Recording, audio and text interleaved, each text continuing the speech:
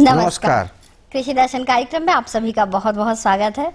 तो संजय जी, बदलते मौसम में कैसे मिजाज हैं आपके? बिल्कुल ठीक है। मौसम तो सभी के लिए बदला है, ना सिर्फ हमारे लिए बल्कि किसान भाइयों के लिए भी। बिल्कुल। और किसान भाई तो जानते ही कि हमारे कार्यक्रम की शुरुआत जब भी करते हैं तो कृषि समाचार के साथ करते हैं जी, और किसान भाई इसमें कृषि समाचार के साथ साथ मंडी भाव और साथ में मौसम की जानकारी भी लेते हैं। और क्या क्या नई तकनीकें उपलब्ध है तो सिर्फ हम और आप बात नहीं करेंगे बल्कि किसान भाइयों, अब आप इंतजार मत कीजिए, देखिए कृषि समाचार और जानिए उन्नत प्रभेद उन्नत तकनीक के बारे में।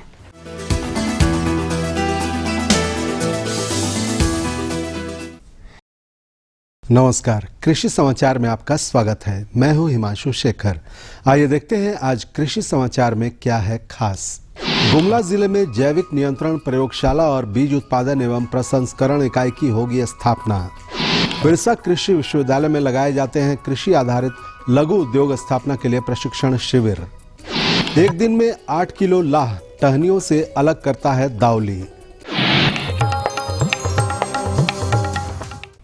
झारखंड राज्य बागवानी मिशन के राज्य में बागवानी कृषि के विकास और कृषि उद्यमिता संबंधी कई प्रस्तावों को केंद्र की मंजूरी मिल गई है, जिसके फलस्वरूप राज्य में कई प्रकार की योजनाएं शुरू की जाएंगी। वर्तमान में गुमला जिले में जैविक नियंत्रण प्रयोगशाला और बीज उत्पादन एवं प्रसंस्करण इकाई की स्थापना करने की योजना है। झारखंड में कृषि उद्यमिता और बागवानी कृषि के विकास संबंधी राज्य बागवानी मिशन के प्रस्तावों पर केंद्र की मंजूरी मिलते ही कार्य शुरू कर दिया गया है। सबसे पहले गुमला जिले में जैविक नियंत्रण प्रयोगशाला की स्थापना की जाएगी, जिसकी लागत 80 लाख रुपए आंकी गई है, और दूसरी योजना बीज उत्पादन एवं प्रसंस्करण इकाई की स्थापना है। इसकी लागत 62.80 लाख रुपए आंकी गई है, जिसमें आधी राशि अनुदान स्वरूप दी जाएगी। राजधानी रांची स्थित बिरसा कृषि विश्वविद्यालय राज्य के कृषि विकास में अपना महत्वपूर्ण योगदान देता रहा है।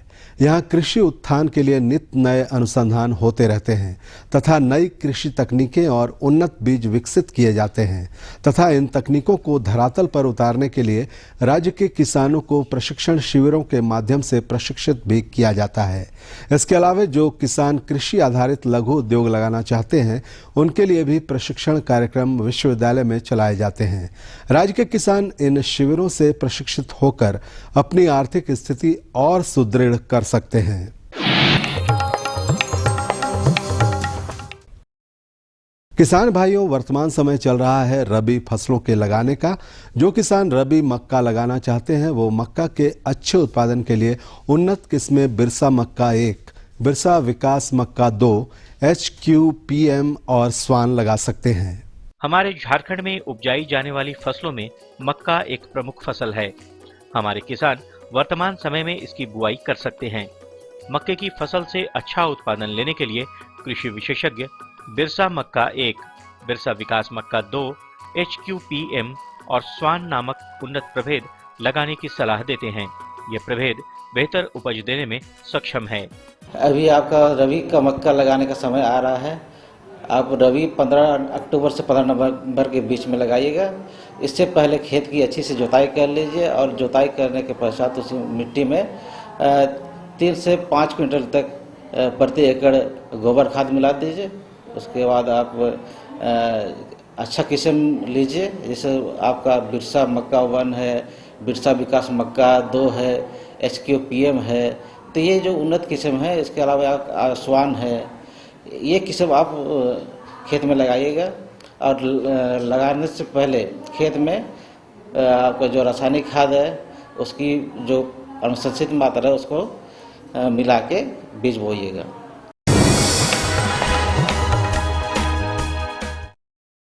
फूलगोभी और बांधा गोभी में लगने वाले कीटों में डायमंड बैकमोथ कीट फसल को काफी नुकसान पहुंचाते हैं।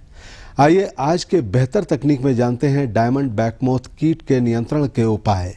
किसान भाई जो फूलगोभी का खेती कर रहे हैं, बंद गोभी फूलगोभी, उसके लिए ध्यान दीजिए।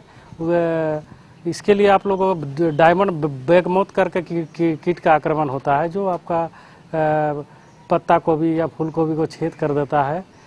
तो इसके लिए किसान भाइयों आप साइपरमेथ्रिन करके दवा आता है, इसको आप लगाने के 20-25 दिन के बाद 1 ml साइपरमेथ्रिन दवा प्रति लीटर पानी में मिलाकर छिड़काव करें। फिर देखें यदि पुनः कीड़ा का आक्रमण होता है तो 10 दिन बाद पुनः इसका छिड़काव कर सकते हैं और फूलगोभी का सुरक्षा कर सकते हैं।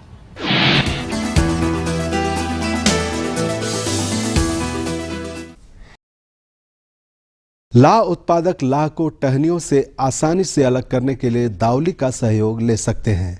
दावली द्वारा एक दिन में 8 किलो लाह टहनियों से अलग किया जा सकता है। इस कृषि यंत्र का नाम है दावली। इसके द्वारा लाह लगी टहनियों से लाह छुड़ाया जाता है। जहां पारंपरिक औजारों से लाह छुड़ाने में ज्यादा मेहनत लगता है, वहीं इस दावली के प्रयोग से आसानी से लाह छुड़ाया जा सकता है। साथ ही यह लाह की बर्बादी को भी रोकता है। इस यंत्र से एक दिन में 8 किलो लाह टहनियों से छुड़ाया जा सकता है।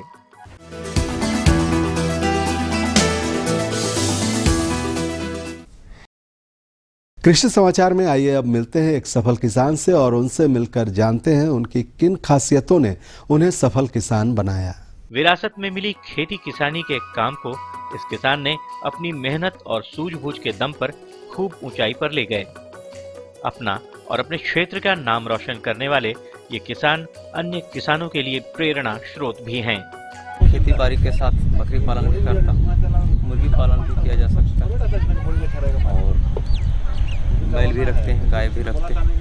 सब चीज़ रखने के बावजूद बकरी पालन जब हमारा धान खेत सुखाड़ से या आपदा विपत्ति से कोई दिक्कत हो जाती है, महामारी हो जाती है, जैसे आज 13 तारीख जो तूफान आया उसके चलते मेरा बहुत धान क्षति हुआ, सब्जी क्षति हुआ।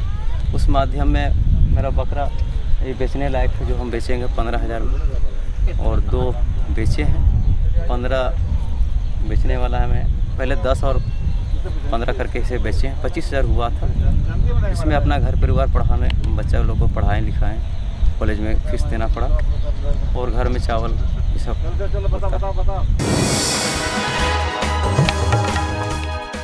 और अब मंडी भाव में आइए नजर डालते हैं अनाजों के भाव पर। आज राज्य की मंडियों में अनाजों के भावों को लेकर कमोबेश स्थिरता की स्थिति ही बनी रही। इनमें कोई विशेष उतार चढ़ाव नहीं दर्ज किया गया।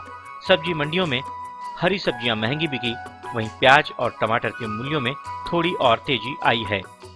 आज बिके कुछ प्रमुख खाद्यान्नों के भावों पर नजर डालें तो वे इस प्रकार रही। चावल मोटा न्यूनतम 1,800 रुपए से लेकर अधिकतम 2,000 रुपए, गेहूं न्यूनतम 1,350 से लेकर अधिकतम 1,500 रुपए, दाल अरहर न्यूनतम 6,500 रुपए से लेकर अधिकतम 7,200 रुपए, दाल मसूर न्यूनतम 4,200 रुपए से लेकर अधिकतम 4,600 रुपए, दाल चना न्यूनतम 5,550 रुपए से लेकर अधिकतम 6,100 रुपए, सरसों तेल न्यूनतम 10,100 रुपए से लेकर अधिकतम 10,300 रुपए और आलू न्यूनतम 1,200 रुपए से लेकर अधिकतम 1,500 रुपए प्रति क्विंटल रहा। और अब एक नजर राज्य के कुछ प्रमुख शहरों के मौसम के मिजाज पर। आज राज्य के कुछ प्रमुख शहरों के तापमान इस प्रकार दर्ज किए गए। रांची अधिकतम 28 डिग्री सेल्सियस, न्यूनतम 18 डिग्री सेल्सियस। देवघर अधिकतम 32 डिग्री सेल्सियस और न्यूनतम 21 डिग्री सेल्सियस। दुमका अधिकतम 33 डिग्री सेल्सियस और न्यूनतम 21 डिग्री सेल्सियस। गोड्डा अधिकतम 33 डिग्री सेल्सियस और न्यूनतम 23 डिग्री सेल्सियस।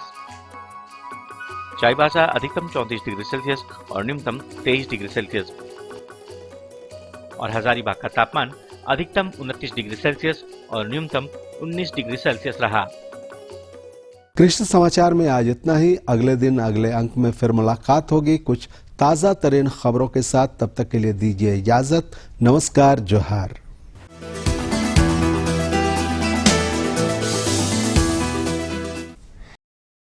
ये लो और बताओ। बस। अरे ये क्या भैया जी, बस इतनी सी रासायनिक खाद? किसानी छोड़ रहे हो क्या? किसानी नहीं, नादानी छोड़ रहे हैं। मिट्टी की जांच कराई है।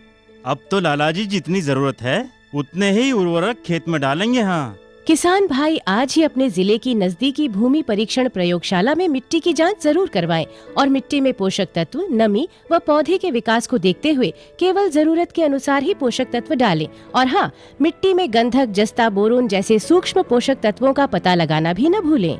उर्वरक और जैविक खाद के सही उपयोग से भूमि का उपजाऊपन बनाए रखें, उत्पादकता बढ़ाएं, खर्चा घटाएं और बहुमूल्य विदेशी मुद्रा बचाने में भी सहयोग दें। और हाँ, धीमी गति से नाइट्रोजन उपलब्ध कराने वाले उर्वरकों जैसे नीम लेपित यूरिया को प्राथमिकता दें और यूरिया का पत्तों पर छिड़काव करें। अरे वाह, तू तो सचमुच समझदार हो गया रे। अधिक जानकारी के लिए संपर्क करें जिला कृषि अधिकारी या किसान कॉल सेंटर।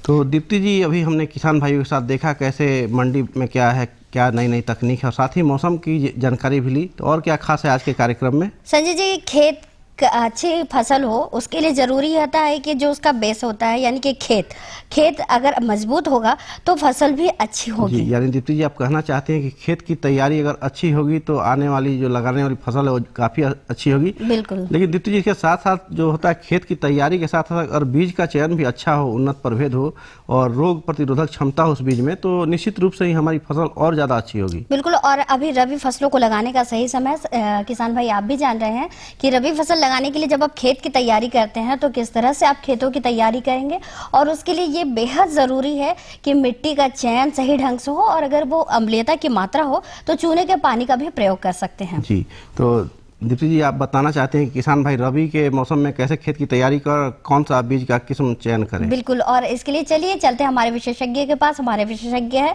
डॉक्टर ब्रह्मदेव मंडल। किसान भाइयों नमस्कार।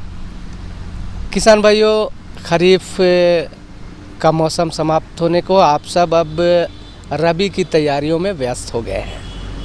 तो रबी मौसम में, और जैसा कि आपने देखा कि हाल के दिनों में समय समय पर कुछ अतिवृष्टि हुई, ज़्यादा बारिश हुई, तो ऐसे में रबी की तैयारी किस प्रकार करें, इस बारे में जानकारी लेने के लिए आज हम आए हुए हैं हजारीबाग डेमोटाड़ स्थित भूमि संरक्षण अनुसंधान केंद्र।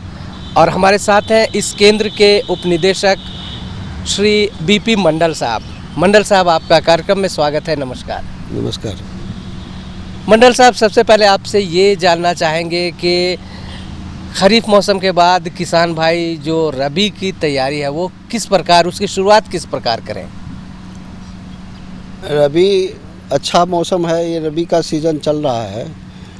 सामान्यतः 15 सितंबर के बाद से रबी का सीज़न प्रारंभ हो जाता है और अभी जो विगत अक्टूबर माह में जो बारिश हुई, जिसके कारण कि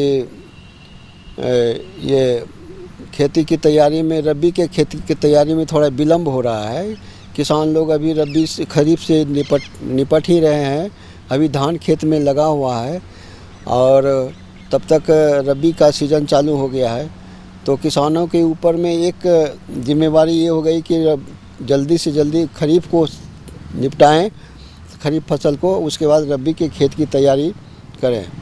और ये वर्षा हो जाने से जो खास करके जो लो लैंड है या मिड लैंड है, उसमें अभी खेत में कहीं कहीं पानी लगा हुआ है या गीला है, जिसके कारण खेत की जुताई अभी सब जगह नहीं हो रहा है। फिर भी मैं किसान भाइयों को ये अनुरोध करूंगा कि आपका जो अपलैंड है, जहाँ की पानी नहीं लगी है और अच्छी ज़मीन है, जहाँ खेती आप करते हैं, उसमें आप खेत की जुताई प्रारंभ करें।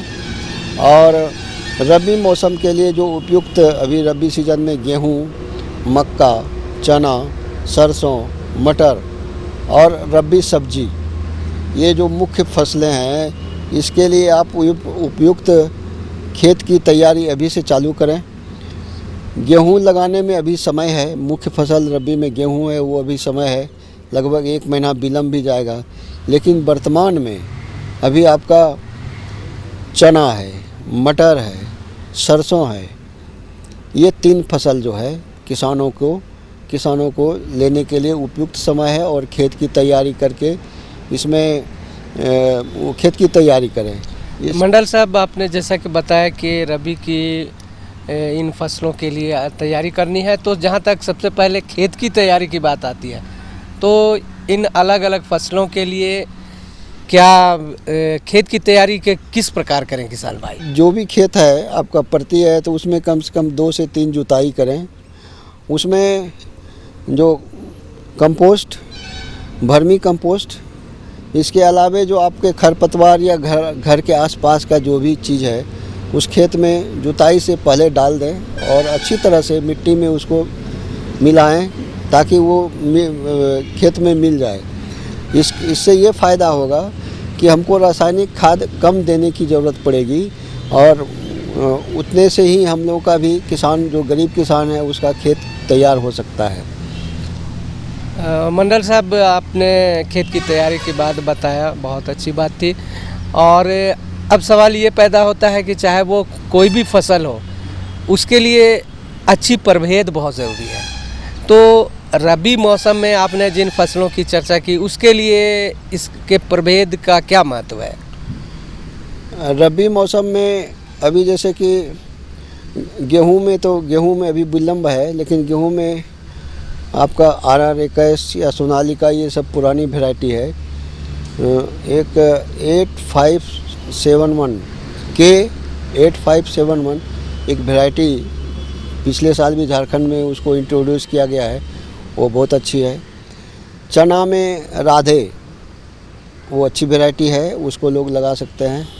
मटर में आर्केल, जो कि सब्जी के लिए काम में भी आता है, और नामधारी करके भी एक मटर आया है जिसमें कि एक पॉट में 13 से 14 दाने आते हैं। तो ये इन किस्मों का चयन करके और इसको खेत की तैयारी के अनुसार, अपनी आवश्यकता के अनुसार उसका बुआई कर सकते हैं, वो लगा सकते हैं। और रबी फसल में मंडल साहब सरसों की खेती भी होती है, तो इसके लिए खेत की तैयारी और प्रभेद किस प्रकार चयन करें?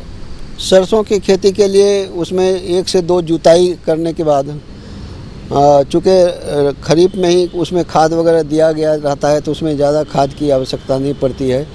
फिर भी बुआई के समय में, अगर खेत तैयारी करने के समय में आप रासायनिक खाद का प्रयोग करना चाहें तो कर सकते हैं, नहीं तो कंपोस्ट खाद वगैरह ही काफ़ी है, क्योंकि वो शॉर्ट ड्यूरेशन का क्रॉप होता है और 2 से 3 महीने के अंदर में वो क्रॉप तैयार हो जाती है।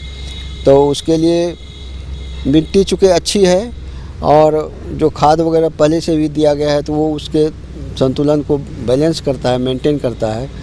और इसमें हम ये कहेंगे किसान भाइयों को कि ज़्यादा लाइम का उपयोग एक बार ज़रूर करें, चूना का, खास करके एसिडिक सॉइल है को उसको मेंटेन करने के लिए। यहाँ की मिट्टी में चूना की कमी होती है और दीमक वगैरह का प्रकोप होता है ज़्यादा यहाँ, तो दीमक के प्रकोप के लिए आपका ट्राइकोडर्मा एक दवाई चली है, वो भी जिस समय खेत तैयार करते हैं वो खेत में छींट दें, मिला दें, तो वो भी ज़्यादा फ़ायदेमंद होता है, ताकि दीमक के प्रकोप से ही ज़्यादा ये सरसों की खेती का शुरू में ये होता है, और बाद में अगर लाही वगैरह लगती है तो फिर उसके लिए दवाई वगैरह का उपयोग किया जाता है।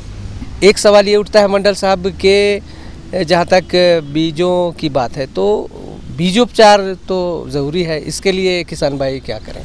ये तो किसी भी फसल को लगाने से पहले बीज उपचार बहुत ही अनिवार्य है। और प्रायः ये देखा गया है कि जो सीड हम बाज़ार से ख़रीदते हैं या किसान भाई ख़रीदते हैं, तो ट्रीटेड सीड रहता है। अगर देख ले किसान कि वो बीज उपचारित नहीं है, उस स्थिति में बीज का उपचार किया जा सकता है, और अगर उपचारित है तो उसको करने की आवश्यकता नहीं है। बीज का उपचार मोस्टली आपका थीरम या सेरेसन 2 ग्राम प्रति केजी के हिसाब से उसको मिला करके, अच्छे तरीके से मिला करके उसको ये खेत में प्रयोग किया जा सकता है उपचार। तो मंडल साहब, अपने रबी फसल के लिए खेत की तैयारी, प्रारंभिक खाद उर्वरक का प्रयोग और बीजों का चयन, बीजोपचार आदि के बारे में किसान भाइयों को बहुत अच्छी जानकारी दी। आपका बहुत बहुत धन्यवाद। थैंक यू, धन्यवाद। अम्मा खाना दे दो ना। सबर कर गोलू, अभी दाल नहीं गली है। तू फिक्र ना कर गोलू की अम्मा, अब की बार अपनी दाल खूब गलेगी। क्या मतलब जी? अब की बार NFSM के तहत दाल की पैदावार को बढ़ाने के तरीकों को दिखाने के लिए देश में 1000 क्षेत्र चुने गए हैं, जिसमें हमारा इलाका भी आ गया है। पर इससे हमें क्या फायदा? हमें 5 एकड़ खेती के लिए खाद और कीटनाशक के अलावा बढ़िया बीजों की एक मिनी किट भी मिलेगी। इतनी दाल का करेंगे क्या जी? अरे भगवान, सरकार ने दलहन का समर्थन मूल्य भी खूब बढ़ा दिया है। और इनकी खरीद का भी पूरा इंतजाम कर लिया है। इससे आमदनी बढ़ेगी और फिर हमारा गोलू अच्छे स्कूल में जाकर के कृषि वैज्ञानिक बनेगा। हाँ, तो दीप्ति जी बहुत अच्छी जानकारी दी हमारे विशेषज्ञ ने रबी की खेती के बारे में। बिल्कुल। और संजय जी, आपको चना का सत्तू कैसा लगता है? जी, हमें न सिर्फ चना का सत्तू, चना का भूजा और साथ ही चना से बने हुए जितने भी आइटम है, जितनी भी, बिल्कुल मैं समझ गई, चना की सब्जी और घुगनी ये सब तो आपको पसंद होगी ही, लेकिन ये तभी संभव है जब खेतों में वृहद मात्रा में चना की पैदावार हो। और इससे हमारे किसान भाई न सिर्फ एक आर्थिक फसल है, किसान भाई अगर आप इसकी अच्छी खेती करते हैं तो अच्छी आमदनी भी आपको प्राप्त हो सकती है। और दलहनी फसल के श्रेणी में हम चना को लेते हैं और अभी खेतों में सही समय आ गया है चना की फसल लगाने के लिए। और हरा चना भी हमें बहुत ही अच्छा लगता है और जो कि प्रोटीन का सबसे अच्छा स्रोत माना जाता है। तो आप तो समझ ही गए होंगे कि चना की तारीफ क्यों की जा रही है। जी, तो किसान भाइयों देर ना करें, आइए हम आपको जानकारी देते हैं चना की उन्नत खेती कैसे करें और कौन कौन से प्रभेद का प्रयोग करें। और इसके विशेषज्ञ है डॉक्टर योगेश कुमार। किसान भाइयों नमस्कार, कृषि दर्शन के इस कार्यक्रम में आपका स्वागत है। किसान भाइयों, कृषि दर्शन की टीम आज चावल अनुसंधान केंद्र हजारीबाग आई हुई है, जहां आज हम बात करेंगे चना की किस्म एवं उन्नत खेती के बारे में। इस विषय पर जानकारी देने के लिए आज हमारे साथ है यहीं के वैज्ञानिक डॉक्टर योगेश कुमार। आइए इनका स्वागत करते हैं। डॉक्टर साहब, आपका हमारे इस कार्यक्रम में स्वागत है। धन्यवाद जी। डॉक्टर साहब, जैसे कि आज का हमने विषय चुना है चना की किस्में एवं उसकी उन्नत खेती के बारे में, तो इसके बारे में आप हमारे किसान भाइयों को विस्तार से बताएं। जैसा कि आप जानते हैं कि झारखंड में जो रबी में दलहन में चना मुख्य फसल है और इसकी सबसे ज़्यादा इफेक्ट पड़ता है कि इसकी जो इसकी किस्में हैं, उन्नत किस्में, जैसे चना दो प्रकार से किसान भाई लगाते हैं, देसी चना और काबुली चना। देसी चना में जो उन्नत किस्में हैं, नंबर 1 अभी एक रिलीज़ किस्म है बिरसा चना 3, KPG 59 और KWR 108, BG 372। कोई किसान भाई हमारे ऐसे होते हैं जो धान जिनका देर काफ़ी बाद में कटता है, उसके लिए जो देर में बोई जाने वाली भी उन्नत किस्में हैं। जैसा कि मैंने पहले बताया है, KPG 59 है और पूसा 372 या जिसको BG 372 के नाम से जानते हैं, इनका किसान भाई उपयोग कर सकते हैं। एक हाल ही में बिरसा कृषि विश्वविद्यालय से विकसित की गई किस्म है जिसका नाम है बिरसा चना 3। ये बहुत अच्छी किस्म है। ये 118 से 120 दिन में पककर तैयार हो जाती है और बहुत अच्छी, और ये धान की फसल कटने के बाद ये अच्छा इसका जो है परफॉर्मेंस ये देती है। अब बात आई है कि इसकी ज़्यादा से ज़्यादा उपज हम कैसे लें, वैज्ञानिक ढंग से इसकी खेती करें। तो वैज्ञानिक ढंग से खेती करने के लिए सबसे पहले है, इस समय बहुत अच्छा मौसम है किसान भाइयों के लिए, खेत में नमी है, खेत की 2 बार अच्छी ढंग से जुताई करें हैं। उसके बाद जो है बीज को उपचारित करके लगाएं। मैं किसान भाइयों को यही सलाह दूंगा कि बीज को राइजोबियम कल्चर से उपचारित करें, उसके बाद बीज को बोएं, तो उससे जो है उत्पादन और उत्पादकता में वृद्धि होती है। उसके बाद अब आता है जो खाद उर्वरक हैं।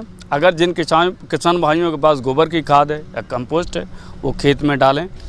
नहीं है तो DAP 100 किलो DAP प्रति हेक्टेयर के हिसाब से खेत में मिलाएं तथा उसके साथ साथ 34 किलो म्यूरेट ऑफ पोटास उसमें दें, और इससे जो है इसकी पैदावार अच्छी होगी।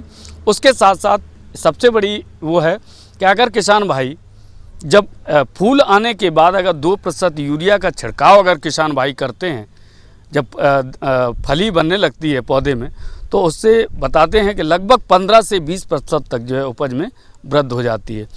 इन सारी विधियों से करने से जो है अच्छी उत्पादन और उत्पादकता किसान भाई बढ़ा सकते हैं, ले सकते हैं। दूसरा है कि चने में एक कीड़ा लगता है जिसको कहते हैं पॉट बोरर या चना फली भेदक।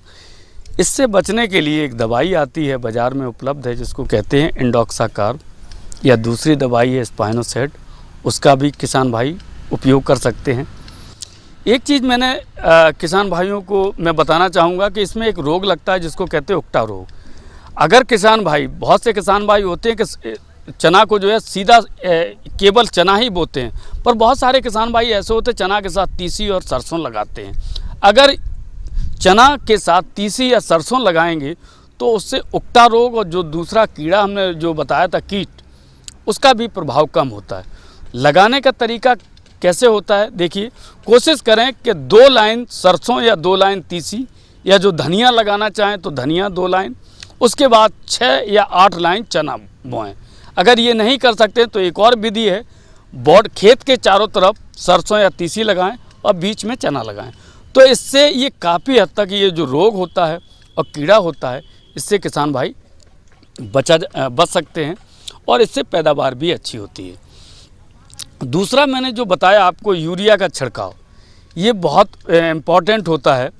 किसान भाई इस पर ध्यान नहीं देते हैं। 2% यूरिया का मतलब है 200 ग्राम यूरिया 10 लीटर पानी में घोल के अगर जो है फली बनने के समय पौधों पे छिड़केंगे तो उससे उपज में काफ़ी मात्रा में वृद्धि होती है। एक हमने किसान भाइयों को बताया था जो राइजोबियम कल्चर से बीज का उपचार है, उसमें उपचार करने की विधि में क्या होता है कि एक 200 ग्राम का पैकेट राइजोबियम का आता है। ये राइजोबियम का पैकेट बिरसा कृषि विश्वविद्यालय के मृदा विज्ञान विभाग से किसान भाई प्राप्त कर सकते हैं। उस 200 ग्राम राइजोबियम पैकेट को एक आधा लीटर पानी में भिगो लें और उसको पानी को गर्म करें, उसमें थोड़ा सा गुड़ या चीनी डालें। उसके बाद जब घोल बन जाए उस घोल को 10 किलो बीज के ऊपर डालकर वो हाथ से अच्छी तरीके से मिलाकर हवा में, मतलब धूप में नहीं, छाया में सुखाएं। उसके बाद बीज की बुवाई करें। ध्यान रहे कि छिड़कमा ना बो के किसान भाई कोशिश करें कि उसको लाइन में बिजाई करें, तो ये जो है उसका बीज भी अच्छा अंकुरित होगा और बीज को जो जर्मिनेशन है वो भी अच्छा होगा और उपज में भी वृद्धि होगी। डॉक्टर साहब, आप हमारे किसान भाइयों को बताएं कि अधिक उपज लेने के लिए वो किन किन बातों पर ध्यान दें, विशेषकर जिससे उन्हें लाभ हो सके। हाँ, ये बड़ा अच्छा क्वेश्चन आपने सवाल पूछा है। देखिए, किसान भाई चना तो लगाते हैं हमारे झारखंड के, पर बात वो है कि कौन अधिक उपज पाने के लिए क्या करें, उपाय क्या है। नंबर 1 उपाय है कि अच्छी किस्म का चुनाव।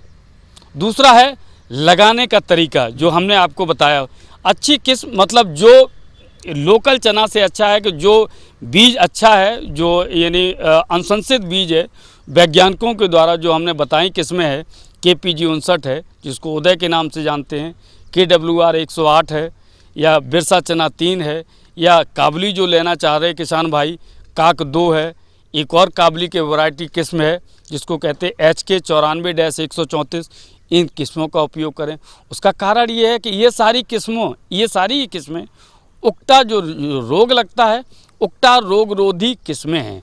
इससे एक तो उससे बचा जा सकता है और उसकी उपज में भी बढ़ोतरी होती है। दूसरा मैंने तरीका बताया कि विधि में यह है कि बीज को उपचारित करके लगाएं। जो खाद उर्वरक की मात्रा है वो